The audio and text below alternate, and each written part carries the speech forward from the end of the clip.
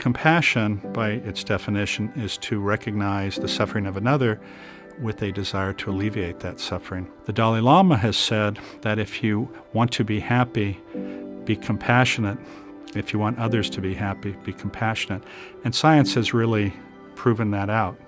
One of the challenges in a stressful environment is how you respond to that stressful environment. And to mitigate the effects of that is, number one, to take a period of time, perhaps count to 6 seconds, before you respond, because oftentimes when we are placed in a situation that stresses us, we have an immediate reaction. And oftentimes that immediate reaction is not the most helpful reaction. Let me give you an example.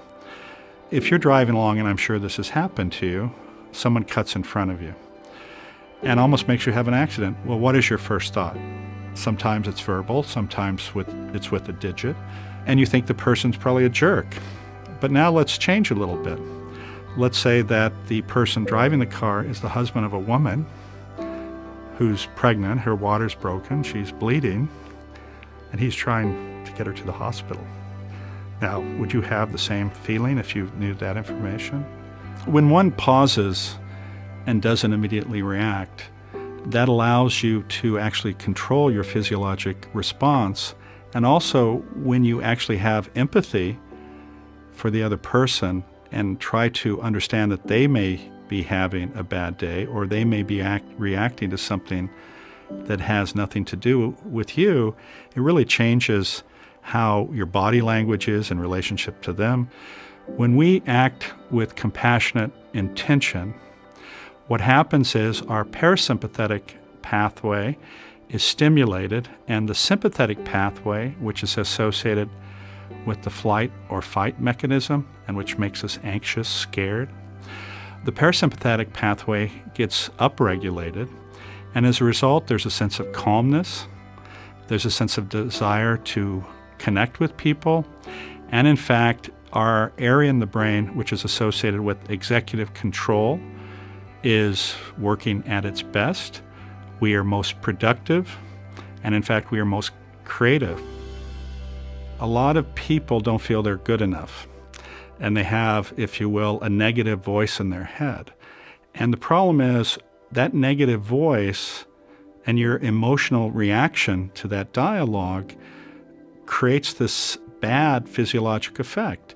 In fact, oftentimes it stimulates your sympathetic nervous system such that you have this chronic release of hormones associated with the flight or fight response, which on a long-term basis are very, very bad in terms of how your heart works. It also results in tightness of muscles, where you get headaches, aches and pains. It's a horrible, horrible situation. How we react to things is really the issue. It's not the thing itself. You have two individuals who walk out of a building and it's raining. One individual is in a suit and tie. He's got an appointment to get to. So his reaction is, this is horrible. What a horrible day. Geez, this has sucked. My suit is wet. I'm going to have to get it dry cleaned. There's going to be traffic. I'm going to be late for my meeting.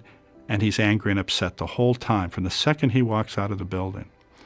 You look at another individual who walks out. He looks up, feels the rain drops on his face, and he says, I feel so alive. The rain is warm. I know we're having a drought. I'm so thankful that this rain is here because it allowed the crops to grow. What a wonderful world we live in. Yet both individuals have experienced the exact same event. So it's not so much the event that has occurred, it's really how you react to the event. When an individual is compassionate, it's not just about them. As an example, when an individual walks into a room and there are others there, and he has a smile on his face, he is open, he communicates in a sense of asking questions and opinions and being inclusive. He demonstrates care and concern for the individuals. What happens? Everybody relaxes, everybody's calm, they feel they can trust this individual, their parasympathetic nervous system is engaged, and they're happy. There are practices one can utilize where, if you will, you can be more compassionate and kind, and if you will, reap the huge physiologic effects of that. What I personally use, and frankly what's my daily practice, is 10 letters of the alphabet, starting with C. And I go through these first thing in the morning and multiple times throughout the day. And it's C, which is compassion for self and others, and sit with that for a moment. D, recognizing the dignity of every person. E, practicing equanimity, understanding that life has ups and downs, and you can't get lost in the extremes of these emotions because almost always it comes back to baseline. F is forgiveness. Oftentimes people say that if you have anger towards somebody who you feel has hurt you, it's like this anger is like giving yourself poison, somehow thinking it's going to kill the other person. It only hurts you. So forgiveness. G is gratitude. If you spend so much time thinking of what you don't have, you miss the wonderful things that you do have. And we know that money itself, while at a certain level is necessary for survival, beyond a certain level, it has no association with happiness. Once you have the ability to feed yourself, house you and your family, and have security.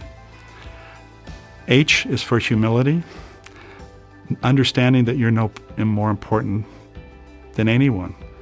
I is practicing integrity, having a set of personal values that you live by. J is justice, understanding that because most of us are so blessed, we have a moral responsibility to those who are vulnerable. And K is kindness, which is the active component of compassion. And all of this is contained by love.